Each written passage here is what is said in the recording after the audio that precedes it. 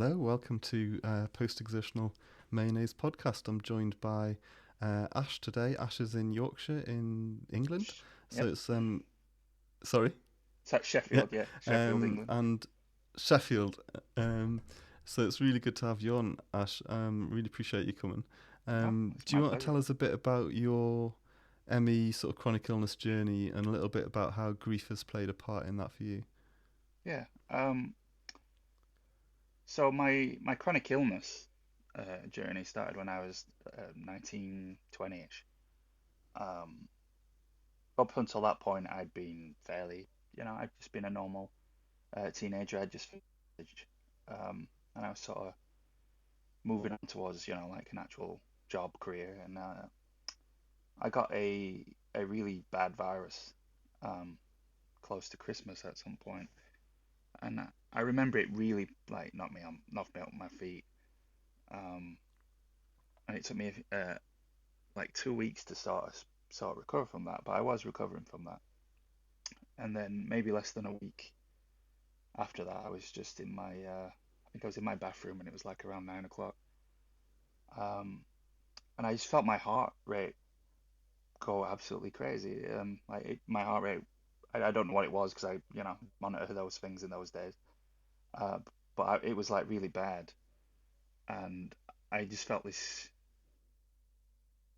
wrong, like, physically. And I remember going to bed at 9 o'clock at night, which has never happened before. And I bet my heart rate basically remained like that entire night, and I was absolutely terrified. Uh, I remember just being under my blanket, just trying to lay as still as possible. Um, and the next day, eventually, like 12 hours or so later, it sort of eased off, but I felt incredibly ill the next day, and I remember telling my mom about it, and she was obviously like, if that happens again, obviously, let us know and all that. And then Mm. that second night it happened again, and I went to hospital, um, which they found the really fast heart rate, but they couldn't find anything. So I then went on a whole 2 years like discovery trying to find out what that was.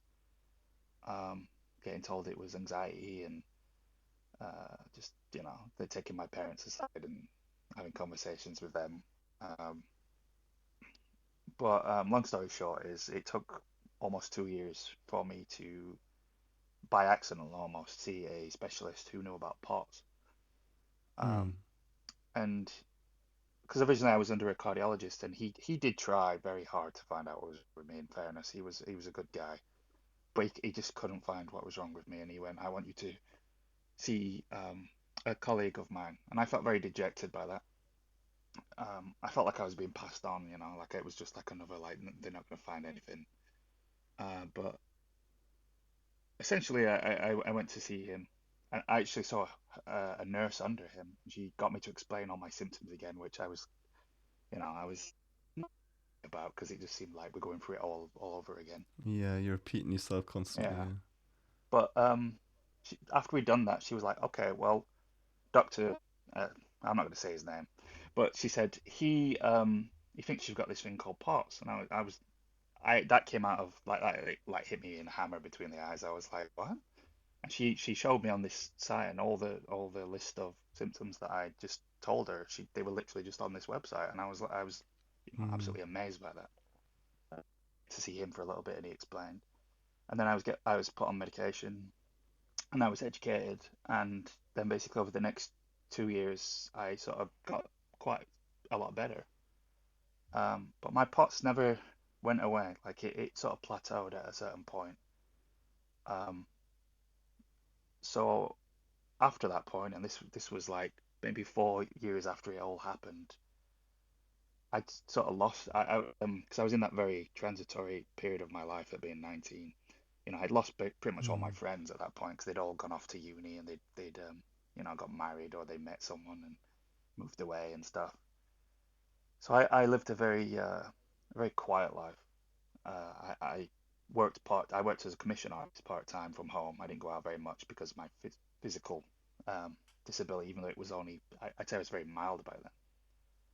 And that sort of just remained like that for like 10, 13 years ish. Um, and my life wasn't super bad, but I was very unfulfilled, very lonely. Like all my friends were mainly online. Although I had some really good online friends, and I'm still friends with them like 15 years later. Um, and then,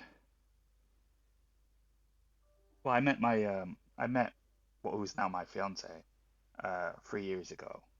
And I only mention that really because it's kind of relevant to the story. And she's from New York City, so it was a long distance from the and we uh, we fell very much in love very quite quickly, to be honest. And she came to see me in York, and we had an amazing week together in York. We went, we walked the shambles and we walked, and Mm. it was rough because my POTS was still pretty bad, and I had to keep stopping and but I could walk around. I managed to do everything that I wanted to do, even though I had to do it sort of with adaptation and like taking breaks and all that. And I remember after that, we were very determined after that, especially to make this work, and we were that we we were gonna be together, and that was we were just gonna make it work. And then maybe I think 2 months after that, um, I basically I still to this day don't know what happened. Um, there was this is kind of like a long backstory, which I don't know. I'm not really sure that's relevant, but um, I come off some of the meds that I was on for my parts. I was on an SSRI because I didn't want to be on that anymore. And it messed my stomach up.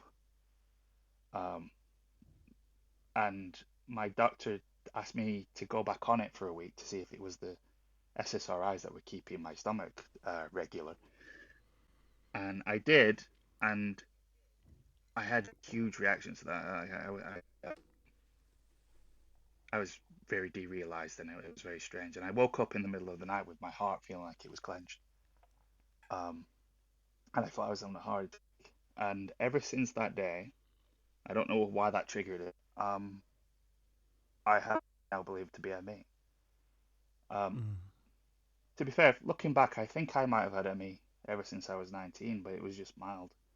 Because I used to Mm. go to a POTS clinic, and I always had more fatigue, and I was always more wiped out by things than a lot of the other POTS patients that I saw there. So I think I probably did always have mild ME alongside my POTS. Um, but from like November 2 years ago, it's gonna be the anniversary coming up. Um, I think, well, I don't know if I developed ME, but it got significantly worse, and I went to pretty moderate, probably more severe ME. Um, and that was, yeah, a huge blow to my life, to say the least. I've been basically bedbound ever since then. I spend about 24 hours in my bedroom. Um, Most of Wow. that's in bed. Um, and yeah, so I mentioned my fiance because a lot of the grief is tied to my situation with her. Um, Mm. like I said before, I didn't have much in my life, and I had a lot of grief all those 10 years that I just had parts, of what could have been, at what should have been, the things lost, the opportunities that I'll never get. Um, Mm. and I sort of become used to that. But then I met my fiance, and I actually had a lot of hope for once. We met and we were very much in love, and she was a person. She was like one of those one in a million people you meet where you just fall head over heels in love with each other. Mm. It was like love at first, not love at first sight, but it was Yeah, along yeah. those lines. And I'd actually allowed myself some hope that the future, I actually I'd start to I actually look towards the future, which I hadn't been really doing for a long time. Um, and then that all got snatched away, kind of. It almost felt like um, I had everything that I'd ever really wanted in the palm of my hands there in that. visit in October in York in October, or um, yeah, the ME just took that away almost. Um, and that has been and still is extremely extremely it's traumatic. And I Mm. do actually think that there's been some level of like trauma from this, and I see it. I Yeah. talk to a therapist weekly, and I have done for a long time. Uh, in these last 2 years, because the actual level of um, just the weight of everything that happened, combined with the stress and just the pressure of it all, really does crush you. And I think Mm. people often say that ME is like dying. And I think that's very true. It's a metaphorical death, obviously, but it's a death of a person that you're supposed to be replaced by something else. And I feel like you can obviously still make a very genuine and very happy life technically while still having ME. But it's very hard to let go of um, the things that you've always wanted. It's like giving up on your dreams in many ways, and it's like Mm. having to settle to be a different person, not the person you are. And the grief for me with my ME is I think there's two sort of sides to it. There's the acute grief, and then there's the everyday grief. And I feel like the acute grief obviously is when Mm. there's either an event or something that you're not capable of doing, and it really hits you how much you've lost and how much physical function you've lost, and then there's just those everyday Mm. griefs that are small things like you go to the bathroom and it takes you 20 minutes because you have to sit down in the bathroom for 10 minutes just to stop feeling dizzy, and you get that sort of feeling falls Yeah. upon you that just what have I become? Like, just what is my life? Like, I can't even go to make a cup of tea when and if I want it. And I think it's the loss of freedom. I think freedom, Mm. it really is. It's the loss of freedom, just the freedom to go for a walk if I want, just to Mm. just just not to not think basically. And I think that's something that's really hard to express to a lot of people is that as a chronically ill Mm. person, and especially with ME in this regard, you've always got to have that sort of thought in the back of your head as in regards to your health. You can't just go and do something. You can't be spontaneous.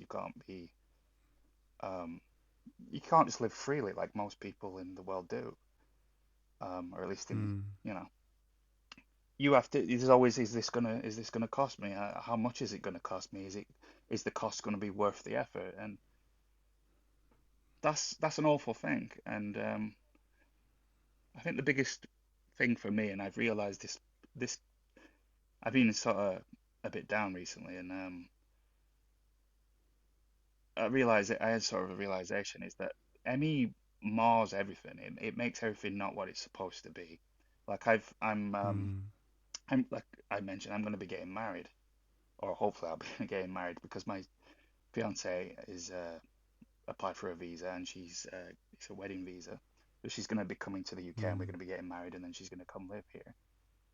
And so we've been sort of thinking about a wedding, which should be a hugely joyous, time. It should be an amazing time. All I Mm. can sort of, all that keeps coming to in my head is how much is this going to make me ill, and how am I, the Mm. actual wedding, how long is it going to be? Am I going to be able to be okay? And that really hurts. It's like a punch in the stomach because that should be probably one of Mm. the happiest days of my life. Um, Yeah. and it's not what it should be. It probably will still be a very joyous day, obviously, and we're trying to make the best of the situation as we can. But everything is not what it should be. It's not what it would be to just everyone else. It's not just an effortless, you don't really think about it just in the moment kind of thing. You just always have to plan, and that brings a lot of grief. The grief, the Mm. life that I did, and the life that I lost, and all the potential. Um, and I've it's I know a lot of some people find acceptance. I've never been good at finding acceptance. Um, and it never really dulls, even after 2 years. I know a lot of people have been ill a lot longer than I have. But to time, and it's still as painful and as raw, I think, today as it's ever been. Um, Mm. and I feel like, for me personally, it's 24/7. They're like acute type of grief, like I was mentioning, but it's that more when I wake up in the morning and you're sort of in that state of between sleep. Um, there's a moment find in every day where I sort of come to consciousness, and the reality of my life sort of settles upon me, and the fact that I've got to be again for another day, and it's like picking up a backpack full of rocks every day, and you've got it, and it always seems to get heavier. It never seems to get Mm. any lighter. It seems to be just every day. Some days I'm like I don't want to do it. I'm like I don't have the strength today. Put that backpack of rocks Mm. on and go and there is genuine sorrow at that. It's not just like annoyance. It's literal sorrow. Like I don't want to do that. I don't. Mm. I've done it too much. Um, and I'm not sure if you ever get really used to that, you know. Maybe you Yeah. do. Maybe that comes eventually. I think that's probably different for every person. And I obviously try. I think we all try to get over the person that we was and try to find the new person that we are and just be okay with that. But I find that very extremely hard, and the grief is, it's overwhelming at times, and I've struggled with it greatly. Um, Mm. but it's something that I feel is very personal as well, um, because I think it really depends on also what your life was like before you got ill, and obviously no Mm. one's life when they're affected by ME is better than anyone else's. But I think I got ill at a time where I didn't really have anything. I've not done any of the things that a lot you're supposed to do in life. You're Mm. supposed to get a career and have a bit of a job, and you get married and maybe have kids. And I'm not saying it would be any better if I would have done all those things first and then got ill, because I'd probably have had more to lose. But sometimes Mm. the thought that some my one chance in this life, because you only get one, those might never happen. Um, Mm. so yeah, I'm not sure how to deal with that, because I would love to have kids. I would love to be a dad. I've times with I'm not gonna make a mark on the world. I'm not gonna have a career or invent anything or be famous or any of all that stuff.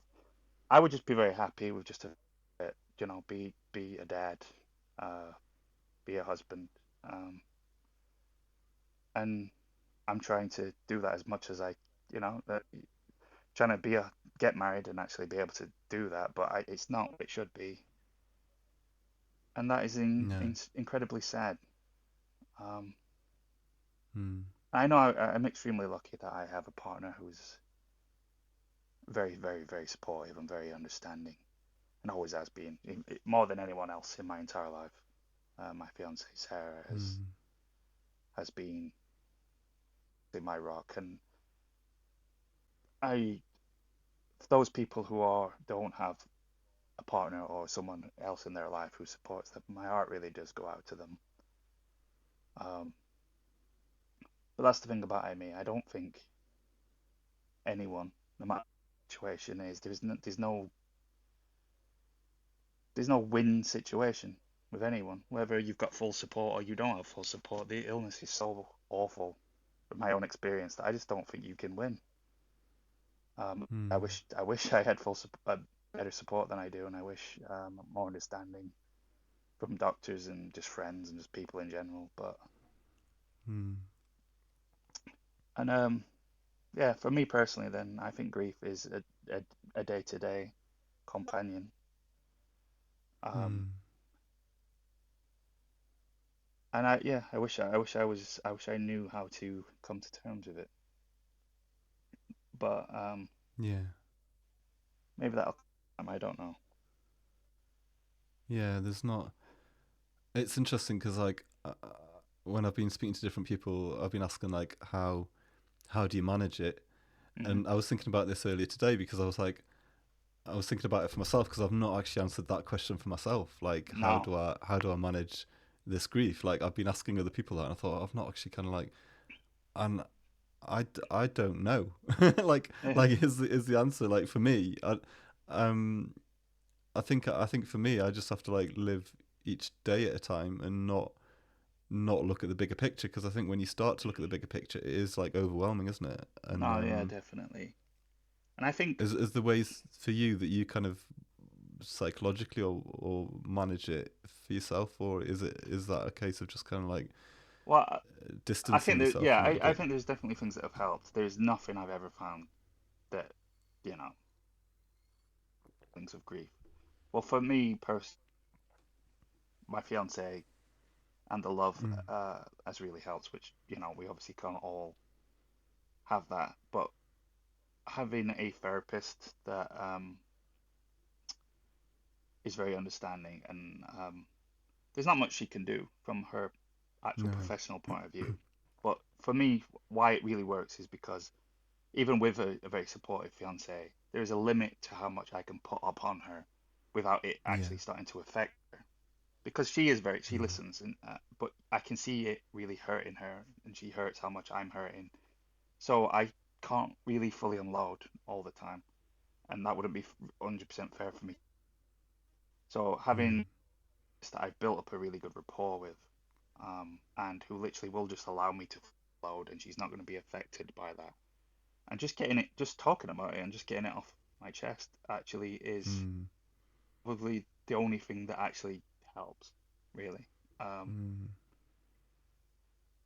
and I think there's obviously different types. There is a controversial thing, but there is things like CBT, which I think some people claim really helps. It's never helped me at all. mm, Um, but there is it ABT, which is basically it's some sort of initials like that, but it's more about coming to terms with trauma, mm, which probably could help. Um, but apart from that, no, there's not that much in life that really helps other than just trying to focus, I think, on the small positive that we all have, and like you said, just trying to take it day to day mm, because I really do shy away from looking at the big picture, looking at like what yeah. happens if I'm not better in 10 years? Like how much more ill am I going to be? How much more function Mm, would I have lost? And I think partly you just have to run away from that, and I think to survive, or at least that's how I've done it, you know. mm, Um, I know it's probably yeah. not healthy to do that, Yeah. but I just think you kind of have to sometimes. I think you have to just be like, I'm concentrating on now. I'm not concentrating on tomorrow. I'm just concentrating on now. Mm, Um, mm, but I wish I had a more concrete answer to how to cope with that. But no one's ever taught me, and I don't know if there is anyone out there teaching anyone. no.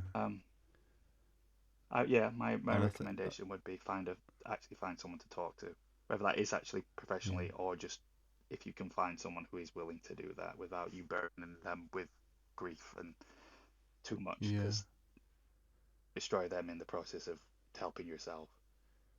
Yeah. Um, but yeah, Yeah, definitely. Um yeah, it's hard. Um and I appreciate you and I think I don't know if I say I've learned a lot through this process of speaking to various different people. I've learned about different like ways that chronic illness affects people and how they yeah, process it.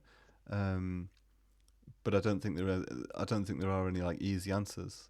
no, But unfortunately, I think talking about it really does help. And I think being part of a community of other people that understand really helps as well. no, yeah, I think definitely. that's been I feel a like big thing Twitter for has me. been yeah, I feel Yeah. like Twitter has been very beneficial to me. Mm. Finding people who I can relate to and actually will understand. And I've learned the most about my actual condition through Twitter actually, Mm. than through Mhm. doctors.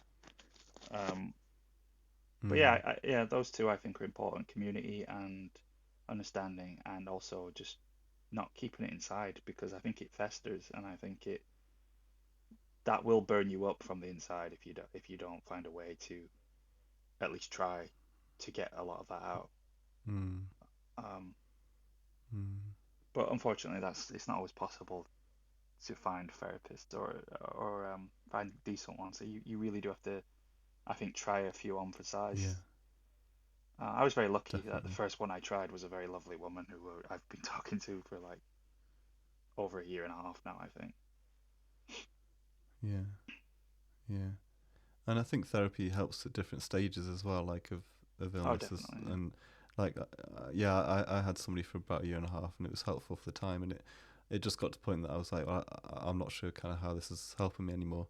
Um, and I think I was at a point that I'd almost like talked myself out, in a sense that like I thought I don't know what else I've got to say because yeah. it is just a case of like having to live with this now.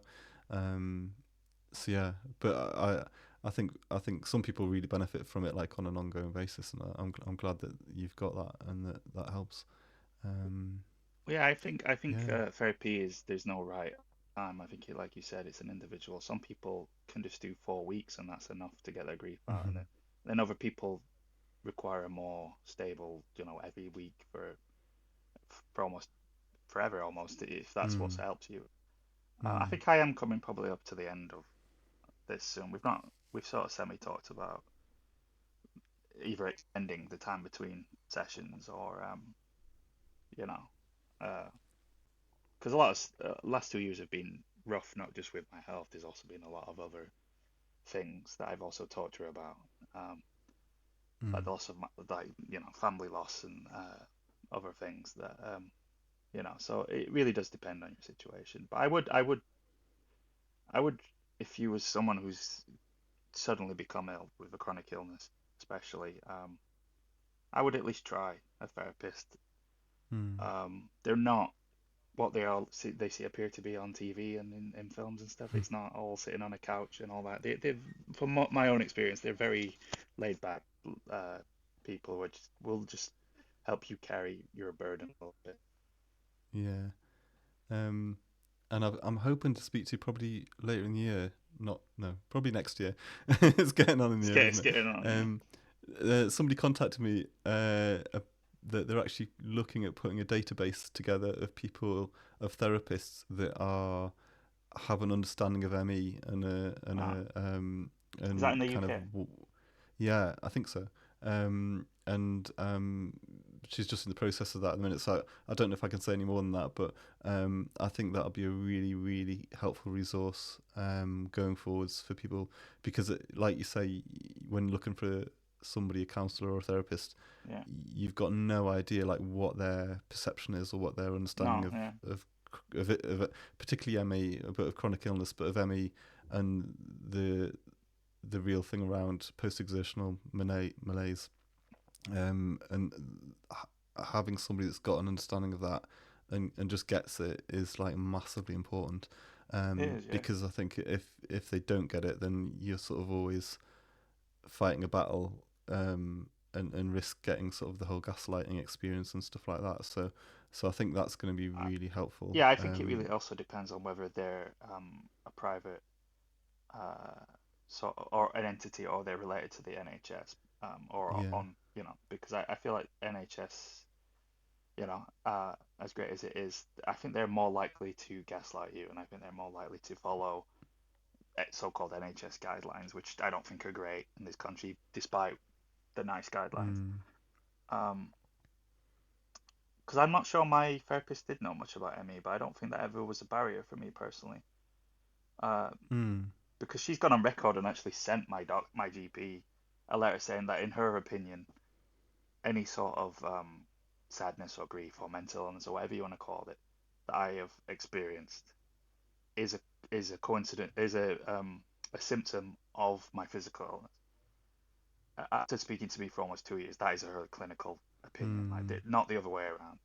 And that was actually really Mm. helpful for her to send that to my GP Yeah. because she's a professional and her opinion mattered a lot more than mine. As much as I can Yeah. say it to him, I would say that because I'm whatever they want to label me as, neurotic or whatever.